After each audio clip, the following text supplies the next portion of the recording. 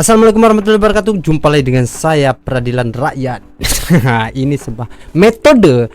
Ini kita kembali lagi geger guys. Penangkapan Roy Suryo, dia merasa dikriminalisasi. Apakah ini yang dilakukan oknum untuk menangkap Roy Suryo secara tak sopan? Sebenarnya kasus yang besar itu harus ditangkap dengan secara besar dan sopan pastinya. Roy Suryo menyayangkan apa yang dilakukan polisi. Nah, mari kita simak. Roy Suryo ini sebenarnya kecewa nih, seperti saya perhatikan. Ini yang tidak saya duga sebelumnya, terus terang, Kang Indra dan semua bersama Glom.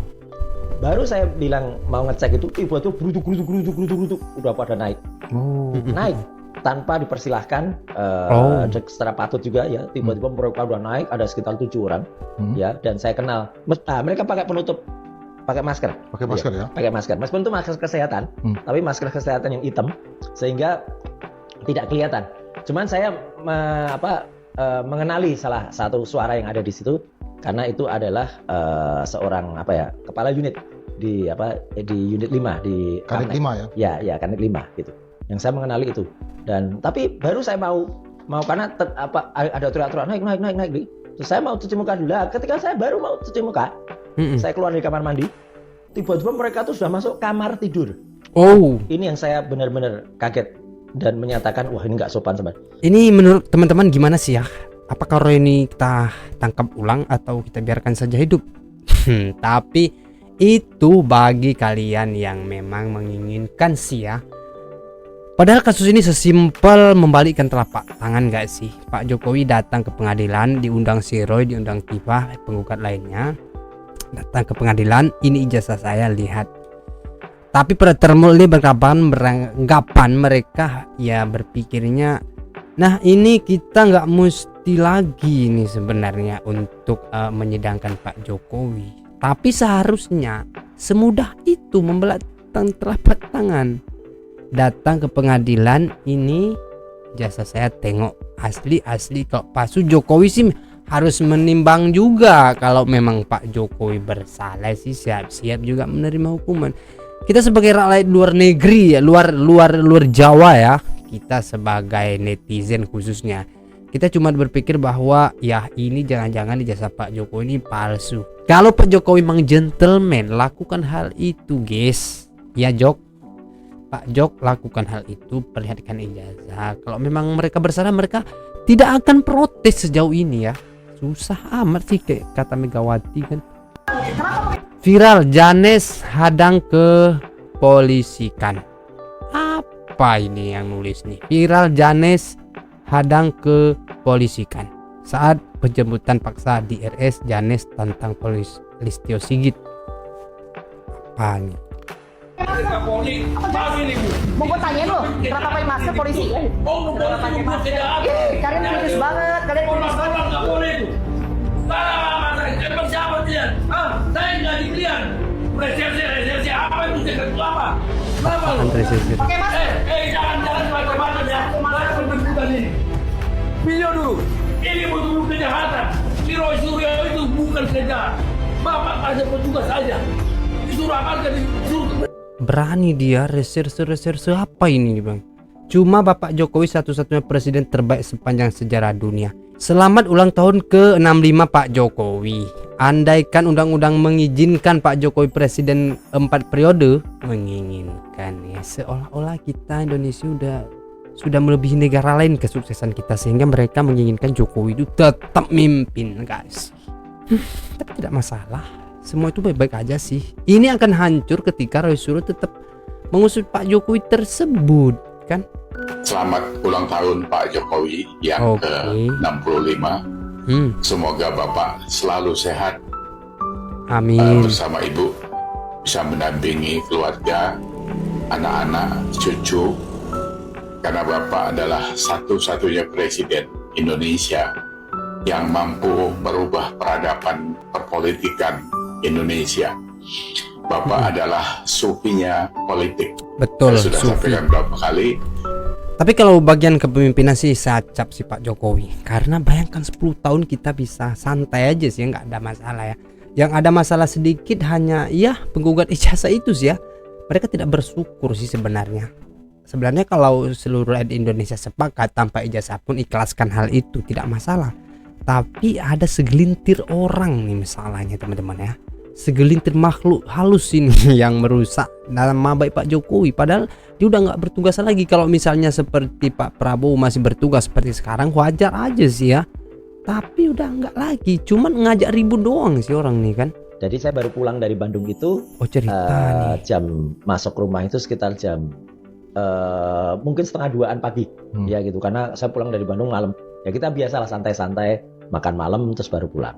Nah setelah jam 2 kemudian saya istirahat ya gitu. Saya biasa buat review sedikit. Kemudian saya tertidur. Sebelum tidur saya sempat ganti kaos. Kemudian saya pakai baju rumah.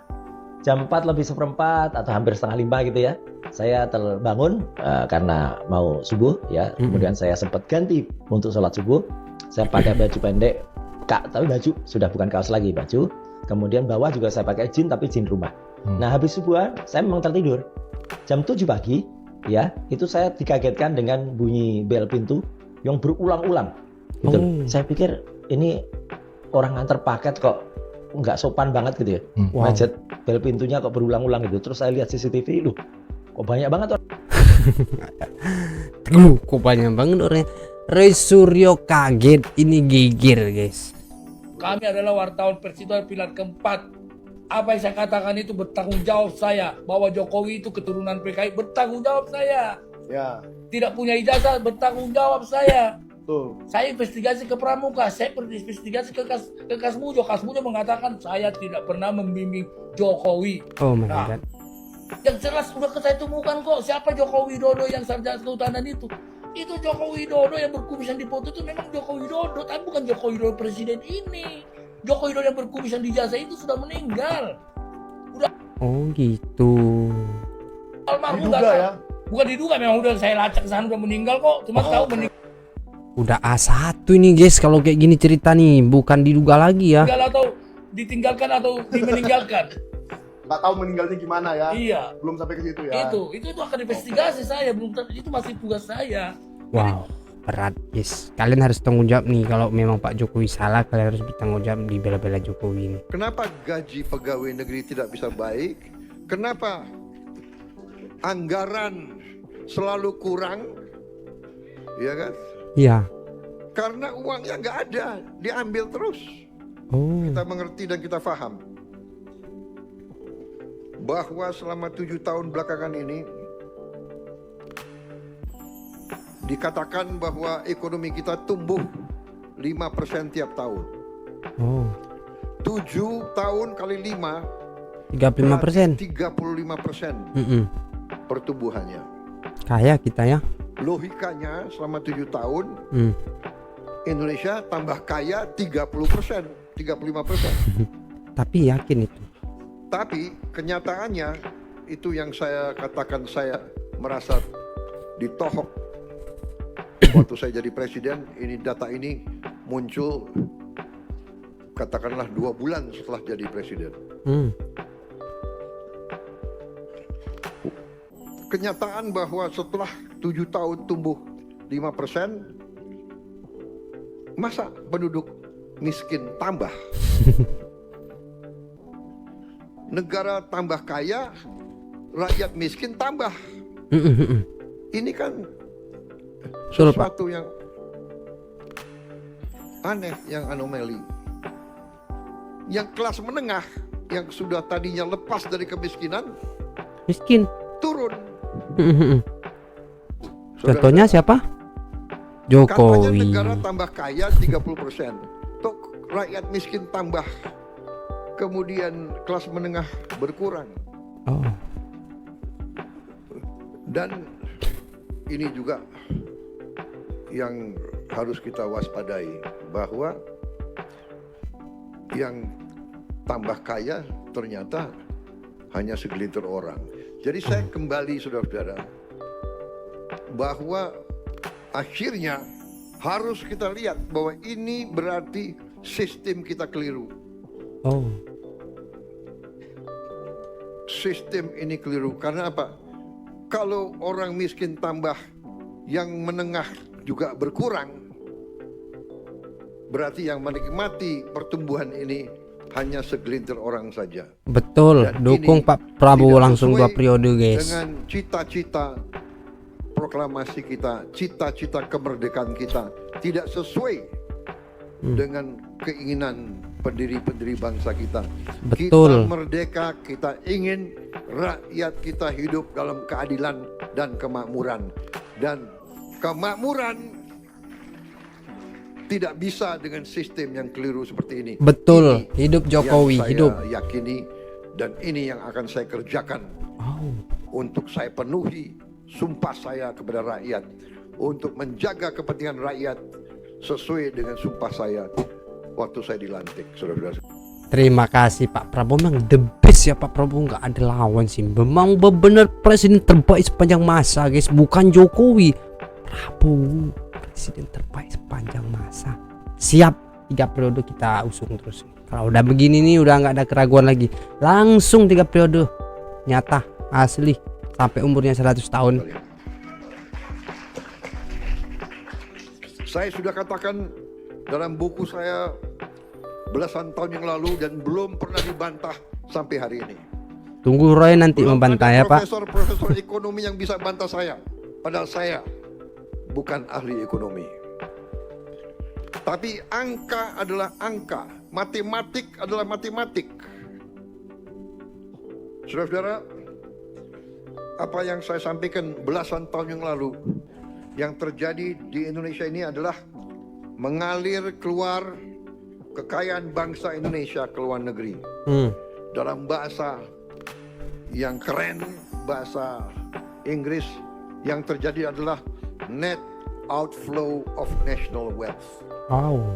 Kekayaan nasional kita mengalir ke luar negeri. Dan sekarang ini diakui oleh PBB. Iyalah, emang gak nyadar apa selama ini.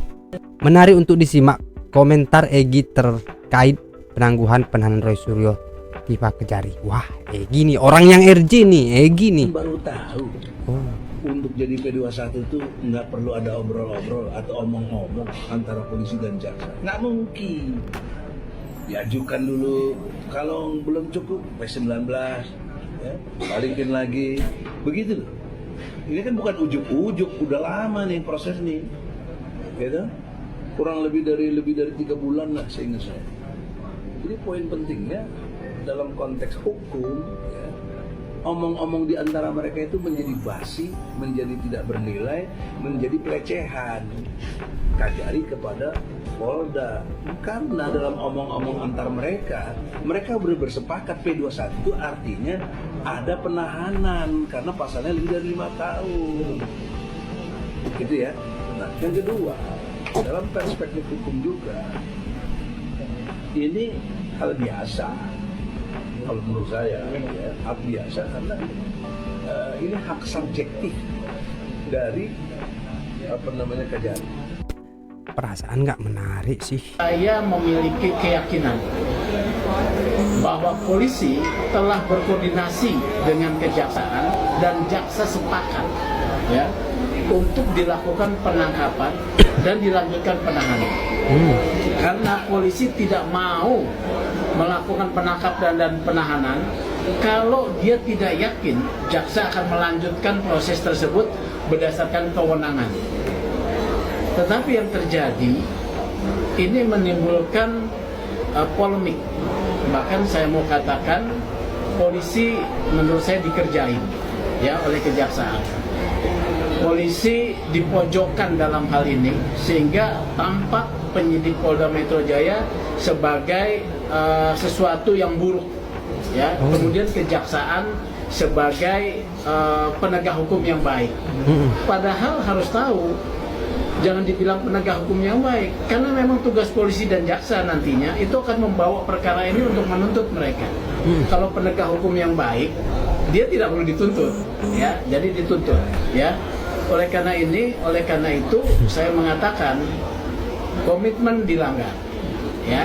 Boleh kejaksaan membantah, tapi pengalaman saya sebagai advokat yang lama bergelut juga sama seperti Pak Sis, ya, seperti itu.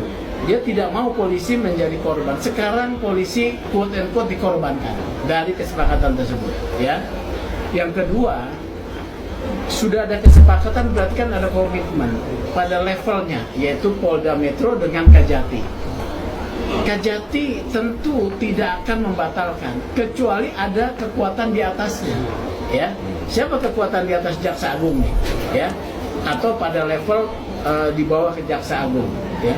Apakah Jaksa Agung dengan sendirinya membatalkan? Tidak dong. Dia akan membackup putusan bawahannya, ya, supaya spiritnya tetap sama. Ini pasti dugaan saya ada intervensi politik tingkat tinggi, ya, dari kekuasaan. Kekuasaan siapa? Ya partai yang berkuasa, dugaan saya, ya, partai-partai yang berkuasa nih. Tujuannya apa? Karena ini high profile, menimbulkan kegaduhan. Bisa saja intervensi ini bertujuan mengambil gain keuntungan politik supaya dukungan makin kuat, ya, atau memang mau menolong, ya. Oleh karena itu saya melihat kasus ini harus diberi kepastian hukum. Sudah tidak ditahan, lanjutkan. Yang ketiga nih, ya, kalau tidak ditahan artinya ada komitmen yang dibuat oleh Roy Suryo CS dengan pihak kejaksaan. Kita akan uji, batu ujinya, apakah Roy Suryo CS yang dituntut oleh kejaksaan, sekarang kan dia berperangnya antara mereka nih, akan mengkritik kejaksaan sebagaimana dia mengkritik polisi, ya. Kalau dia bermain soft, artinya memang ada kesepakatan, ya. Dan saya mengingatkan jaksa untuk menjalankan tugas. Kalau Anda sudah berani menyatakan P21, Anda harus membuktikan bahwa perkara ini kuat. Tidak boleh ada putusan bebas, lepas, atau bahkan putusan percobaan. Anda bisa diperiksa, eksaminasi, ya, eksaminasi oleh Jaksa Agung. Hati-hati loh. Wah. Saya kasih peringatan mereka-mereka itu. Saya tahu siapa yang bayar-bayar. Ada yang bayar demo, guys. Ternyata kemarin, ya.